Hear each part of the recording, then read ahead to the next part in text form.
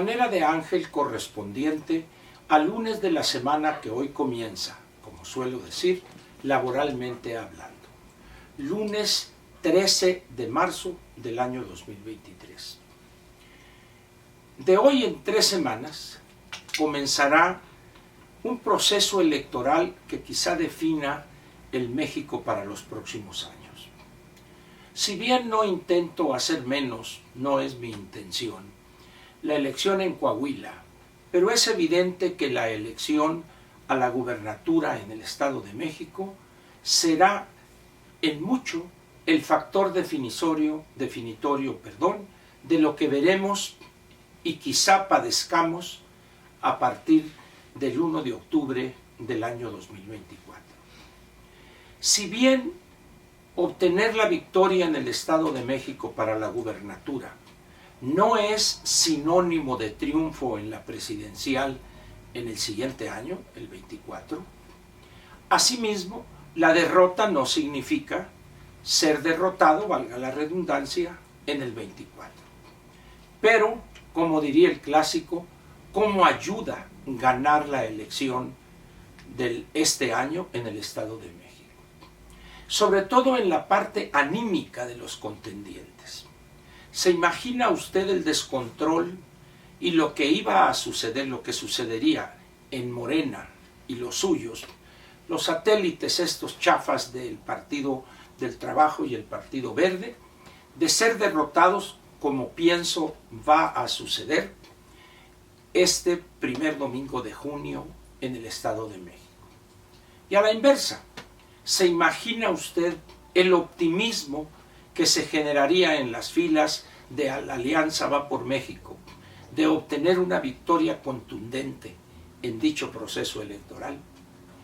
De ahí pues la importancia de seguir de manera sistemática y permanente lo que suceda en 2 meses de campaña.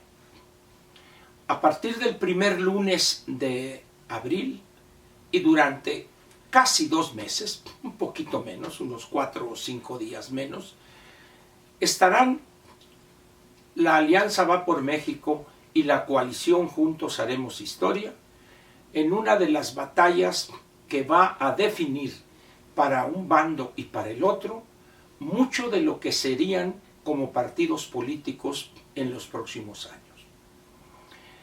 Hoy los 6 partidos velan sus armas, como diría el clásico. Sin embargo, del lado de Morena y los 2 partiditos que le acompañan, las cosas no pintan bien. Y en el otro lado, en la Alianza Va por México, es sorprendente esa campaña de no pocos comunicadores que incluso hubo un caso que yo lo comenté hace unos días, que el señor Leonardo Kurchenko, un columnista del periódico El Financiero, hasta imaginó un diálogo entre el gobernador del Mazo y la candidata del Moral. Un diálogo a todas luces inexistente, pero él describe lo que ahí pasó como si hubiese estado en calidad de hombre invisible atestiguando dicho diálogo. Pero no es solo Kurchenko, es un conjunto numerosísimo de comunicadores o de opinantes en los espacios impresos, en noticiarios radiofónicos, televisivos y también en las redes sociales. Prácticamente dan por muerta a la Alianza Va por México, pero específicamente a uno de sus 3 partidos, al Partido Revolucionario Institucional. Lo hacen con tanta hazaña que uno dice, ¿habrá alguien que realmente acepte como válidos sus argumentos? Uno de ellos lo expresó hace unos días de una manera un tanto ofensiva. Un muchacho, un joven estudioso de las cuestiones sociológicas y políticas del país, Jesús Silva Herzog Márquez, si no estoy equivocado, en su larga lista de apellidos. Y tituló a su colaboración Juego de Cáscaras. Y destila, pues no sé, si rabia o coraje u odio, si es que podría utilizarse o pudiera utilizarse esta expresión, en contra de Va por México y específicamente el Partido Revolucionario Institucional y su dirigencia. Evidentemente, el joven intelectual Silva Herzog Márquez tiene todo el derecho de criticar a quien desee. En ese sentido, no hay duda alguna. Lo que sorprende es esa actitud que en mi pueblo llamamos malagradecido el joven, porque prácticamente todo lo que es él, su familia, sus apellidos ilustres, se deben al abuelo del PRI, al padre del PRI y al PRI. El señor padre de este joven fue altísimo funcionario en los gobiernos, diría él, que están condenados hoy o que está condenado a la derrota total. Su señor padre fue secretario de Hacienda, de Turismo, el primer director del Infonavit y así embajador, una larga cadena de puestos, y toda su carrera la hizo en el PRI. Su distinguido abuelo fue uno de los personajes cercanos al presidente Cárdenas, contribuyendo con sus luces intelectuales y sus conocimientos de la historia a elaborar o participar en la redacción de documentos importantes en su momento histórico, que fue cuando el presidente Cárdenas expropió no el petróleo, como suele decir y repetir el bulto desde su profunda ignorancia de la historia. Lo que hizo el presidente Cárdenas del Río fue expropiar los activos de las compañías petroleras. Porque el petróleo, para no ir más lejos en el tiempo, desde el 5 de febrero del año 2017, pertenecía ya indubitablemente a la nación mexicana. Aquí habría que preguntar en torno a este malagüerismo casi profesional de los comunicadores y opinantes en relación con la Alianza Va por México.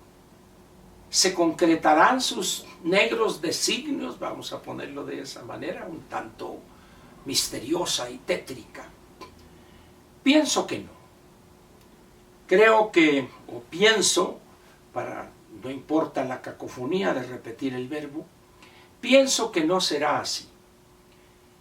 Las cosas para Morena van de mal en peor. La desesperación por la falta de recursos, los pronósticos del crecimiento de la economía este año no son halagadores.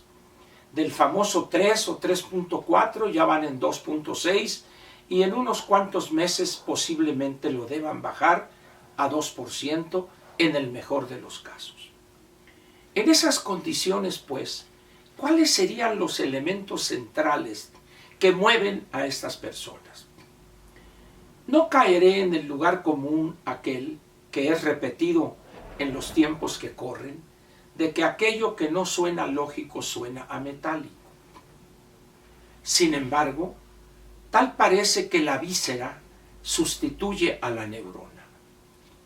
En verdad, la realidad política y económica del país apunta a una derrota total de la Alianza Va por México y a una victoria rotunda con la candidatura de una delincuente electoral, Delfina Gómez. ¿Será acaso eso? Yo en lo personal difiero de esas posiciones. Tampoco me atrevo a proyectar una victoria contundente, pero pienso que para el bien del país y para detener el deterioro con la victoria el 24 y la victoria en el Estado de México y Coahuila este año, estaríamos en condiciones, repito, primero, de detener este proceso de destrucción y empezar a reconstruir el país, algunas de sus instituciones autónomas y sobre todo eliminar de la Constitución y del cuerpo legal que surge de ella en las leyes reglamentarias para retomar, quizá después de 15 o 20 años que vamos a tener que invertir en la reconstrucción, la senda del crecimiento. Y dejemos a estos jóvenes intelectuales que desde lo más profundo de la bilis predicen una derrota total para Va por México. Gracias y nos vemos mañana martes aquí en la Mañanera de Ángel.